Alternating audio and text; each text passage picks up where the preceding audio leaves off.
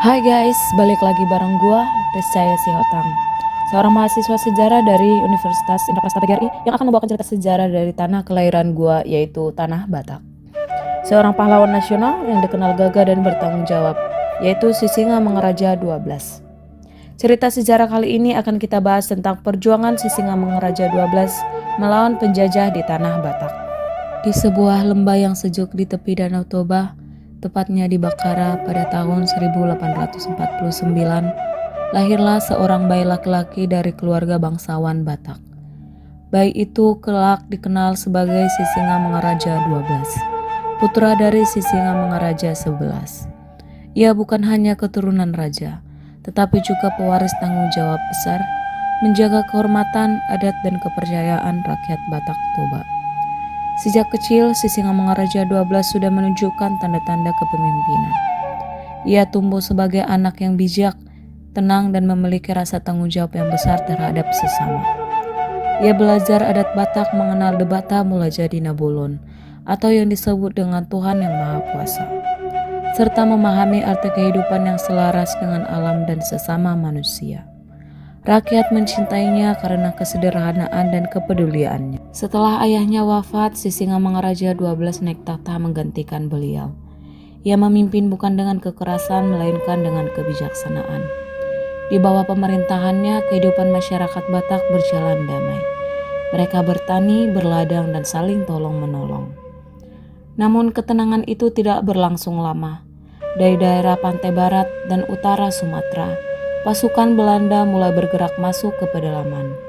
Mereka mendirikan pos-pos militer dan mencoba menguasai tanah Batak seperti yang telah mereka lakukan di Aceh.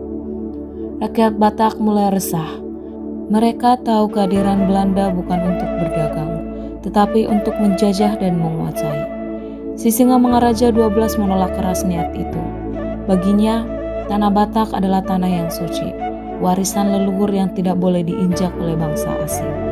Ia memanggil seluruh pemimpin marga dan berkata lantang, "Lebih baik kita mati di tanah sendiri daripada hidup di perintah orang asing.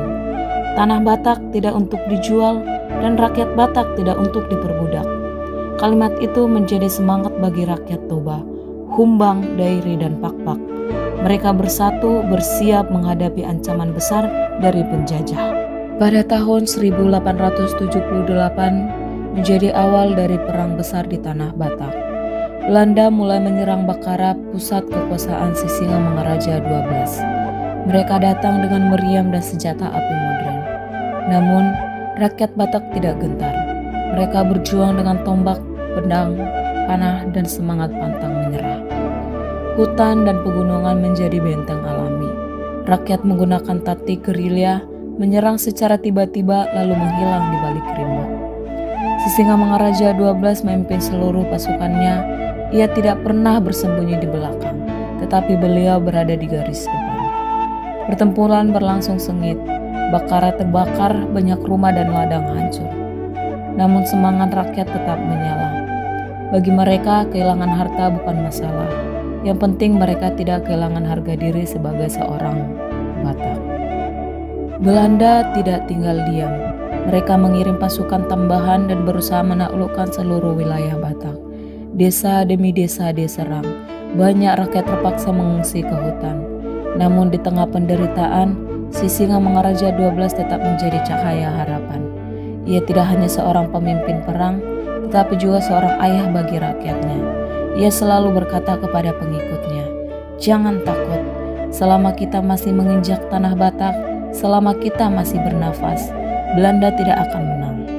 Selama hampir 2 dekade, Sisingamangaraja 12 hidup dalam pelarian dan perjuangan. Ia berpindah dari Dolok Sanggul ke Dairi, dari Pakpak ke Parlilitan, selalu dikejar oleh pasukan Belanda. Namun dimanapun ia berada, rakyat menyambut dan melindunginya.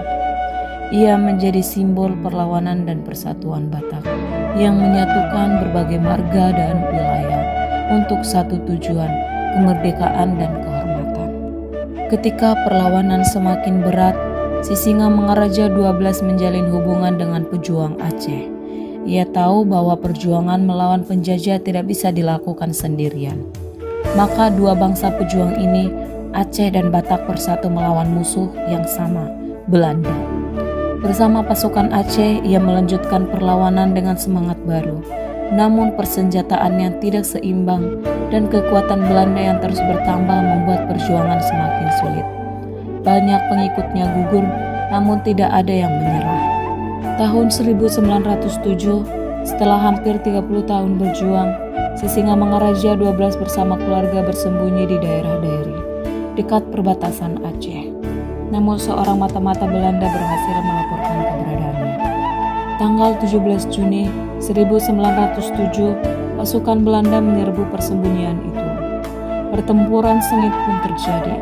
Sisingamangaraja 12 bersama dua putranya, Patuan Nagari dan Patuan Anggi, bertempur hingga napas terakhir. Peluru Belanda akhirnya menembus tubuhnya. Di detik-detik akhir hidupnya, ia masih sempat berkata dengan suara lemah namun penuh wibawa, "Anakku, jangan pernah tunduk pada penjajah. Tanah ini harus tetap merdeka, meski darah kita tumpah di atasnya." Ia pun gugur sebagai pahlawan.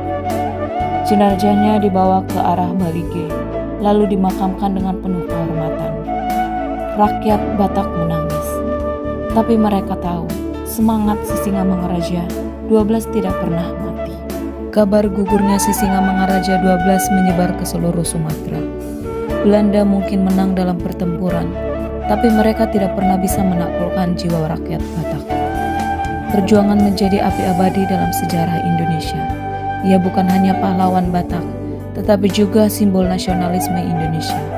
Pejuang yang berjuang demi tanah air sebelum kata Indonesia itu sendiri lahir. Pemerintah Republik Indonesia kemudian menetapkan sebagai pahlawan nasional pada tahun 1961. Namanya diabadikan di jalan-jalan besar, sekolah, universitas, bahkan di uang kertas Rp1.000. Namun yang paling penting, namanya hidup di hati rakyat. Setiap kali orang Batak berbicara tentang keberanian, kejujuran, dan cinta tanah air, nama Sisingamangaraja 12 akan selalu disebut dengan penuh hormat. Perjuangan Sisingamangaraja 12 mengajarkan kita bahwa kemerdekaan bukan hadiah, tapi hasil dari pengorbanan. Ia tidak memiliki meriam, tidak punya bala tentara modern, tapi ia punya sesuatu yang lebih kuat, semangat, keberanian, dan cinta kepada rakyatnya. Selama semangat itu masih ada dalam diri kita, selama kita mencintai bangsa ini seperti Sisingamangaraja 12 mencintai tanah Batak, maka semangat kemerdekaan itu tidak akan pernah padam.